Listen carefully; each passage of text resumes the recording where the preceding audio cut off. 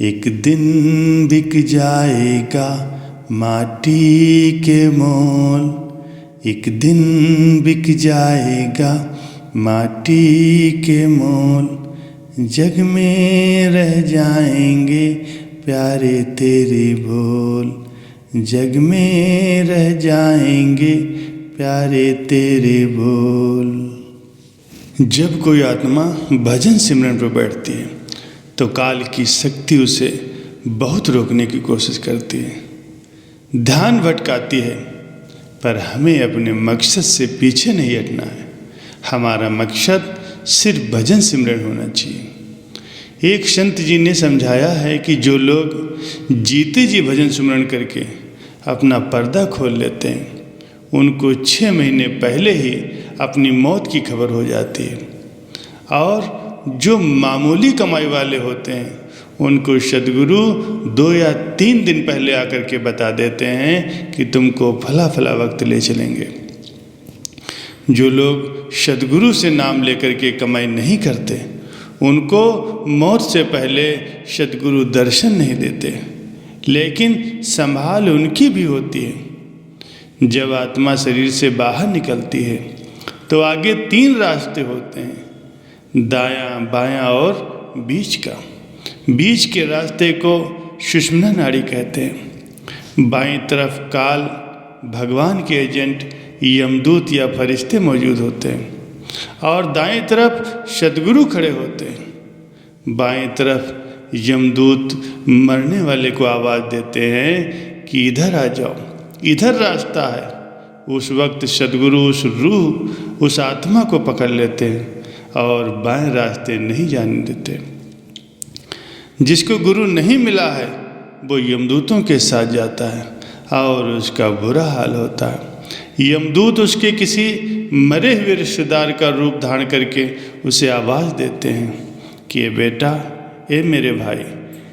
ये बोलते हैं, आवाज़ लगाते हैं कि इधर आ जाओ, इधर रास्ता है। उस बेचारे को क्या मालूम कि ये धोखा है। वो उधर चला जाता है और फिर मारा जाता है।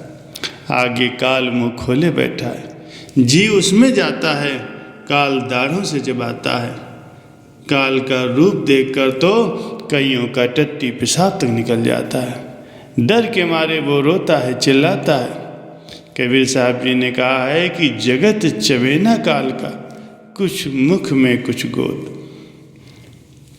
सद्गुरु अपने जीवों को काल से छुड़ा लेते हैं और अपने साथ ऊपर के रूहानी मंडलों में ले जाते हैं। किसी को सहस्रदश कमल, किसी को त्रिकुटी, किसी को पार ब्रह्मांड में ठहरा करके भजन सिमरन करवाते हैं। काल का लेखा जोखा खत्म करवा करके फिर आगे सतलोक पहुंचाते हैं। सूक्ष्म व कारण मंडलों में, उन देशों में हजारों सालों तक भजन सिमरन करना पड़ता है। जो कोई इस दुनिया की आस या अधूरी इच्छाएं होती हैं उसको धर्मराज से सजा दिलवा करके फिर से मनुष्य शरीर में भेज देते हैं और उसको नए सिरे से फिर गुरु की खोज करके भक्ति करनी पड़ती है। सद्गुरु उसको 1, 2 या 3, 4 जन्म तक बार बार मनुष्य शरीर में भेजते रहते हैं। संत 2 से ज़्यादा जन्म लेना पसंद नहीं करते। भजन सिमरन करके ही कर्मों का लेखा जोखा समाप्त होगा। नाशवान दुनिया के प्रति इच्छाएं ही जन्म का कारण बनती हैं। जो जीव जीते जी शब्द का अभ्यास करेगा, शब्द की कमाई करेगा, वो पहले ही जन्म में सतलोक पहुंच जाएगा। कबीर साहब जी कथन करते हैं कि एक जन्म गुरु भक्ति कर, जन्म दूसरे नाम, तीसरे जन्म मुक्ति पद, चौथे में निज धाम। लेकिन आज इस वक्त के संत सद्गुरु ज़्यादा पावर लेकर के आते हैं। वे एक जन्म में ही मुक्ति पद को प्रदान कर देते हैं। धर्मदास जी ने तो 8 जन्मों तक कबीर साहब जी का संग किया था, तब कहीं मुक्ति पाई थी। एक जन्म की भक्ति करने वालों को संत की देह के दर्शन होते हैं, दूसरे जन्म की भक्ति करने वालों को नाम का दान मिलता है। तीसरे जन्म की भक्ति करने वालों को नामदान की सेवा मिलती है और 4 जन्म की भक्ति करने वालों को दरबार की सेवा मिलती है। 5वें जन्म की भक्ति करने वाले को संत की देही की सेवा करने की मिलती है। 6ठे जन्म की भक्ति वाला संत बनता है, यानी भक्ति कई जन्मों का कोर्स होता है। प्यारे सज्जनों, हमको तो अपने सद्गुरु के बताए हुए रास्ते पर चलना है।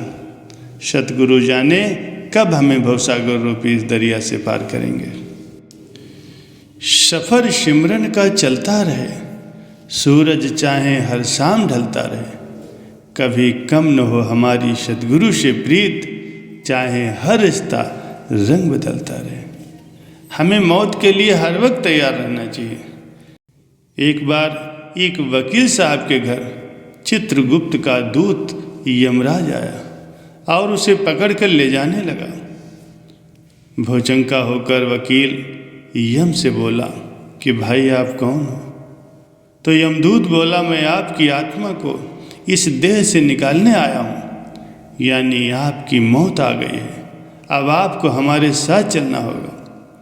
वकील यम का हाथ झड़क कर बोला, ना ही तो तुमने कोई हमें नोटिस भेजा, ना ही कोई सूचना दी, ऐसे मुझे आप साथ लेकर नहीं जा सकते। तब यमराज बोले, आपके बाल सफ़ेद हो गए हैं, आपको बुढ़ापा आ गया है। तब वकील बोला, देखो ये छोटे छोटे बच्चे हैं, इनके भी बाल सफ़ेद हो गए हैं। तब यमदूत बोला कि तुम्हारे तो दांत भी टूट गए हैं, ठीक से बैठकर खाना भी नहीं खा सकते, बगैर सहारे के खड़ा भी नहीं हुआ जा सकता, स्मरण शक्ति भी तुम्हारी क्षीण होने लगी है, बात बात पर गुस्सा हो जाते हो, हमेशा शिकायत करते हो कि मुझे कोई सुनता नहीं, मुझे कोई सुनता नहीं। तब वकील बोला कि भाई ये तो आम बात है। तब यमदूत बोला, पिछले महीने ही तुम्हारी बीवी मर गई थी, तब तुम शमशान में सभी को बोल रहे थे कि बस मुझे भी अब मौत आ जाए तो ठीक है, लेकिन जैसे ही घर आए, स्नान किया, सब भूल गए और संसार के माया जाल में फंस गए। मैंने तो पल पल तुम्हें आने वाली मौत के लिए आगाह किया था, पर तुम ही नहीं समझ रहे थे। और तो और कुछ ही दिन पहले तुम्हारा एक जवान बेटा ट्रेन की दुर्घटना में मारा गया। उस समय भी तुम बोले थे कि मुझे अब नहीं जीना, मुझे मर जाना है। कैसे कैसे तुम्हें लोगों ने संभाला, यानी कि तुम्हारी भाषा में मैंने तुम्हें पल पल चिताया, पर तुम मानो वैसे नहीं हो। जैसे ही थोड़ी सी अनुकूलता देखी कि जीना स्वर्ग जैसे लगने लगा। सुबह सुबह खांसते खांसते उठते हो, ठीक से चल नहीं सकते, लघुशंका का भान ही नहीं रहता, और कभी कभी टट्टी पेशाब भी बिस्तर पर हो जाती है, फिर भी जीने की इच्छा मनुष्य में कम नहीं होती। इसीलिए कहा गया है कि पहली ही फुर्सत में ही प्रभु का भजन कर लो। मौत कब काल बन करके आ जाएगी और तुम्हारे प्राण पखेड़े उड़ जाएंगे। कोई तुझे रोक नहीं सकेगा, नहीं एक क्षण भी जिंदगी को बढ़ा पाएगा। प्रमाद न कर, सीधे प्रभु के भजन सुमरण में जुट जा।